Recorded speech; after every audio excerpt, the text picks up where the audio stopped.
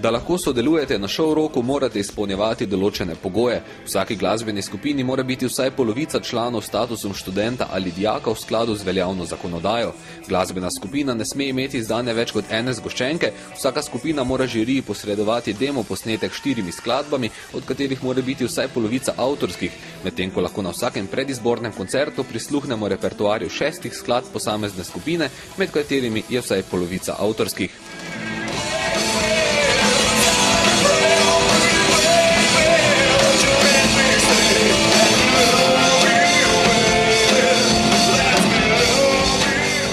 Vsekakor se vsaki skupini splača potruditi, saj so lanski zmagovalci, skupina Arkus, za nagrado prejeli snemanje videospota in singla za zmagovalno pesem v studio, prav tako pa so nastopili tudi na tradicionalni študentski prireditvi Lampiončki.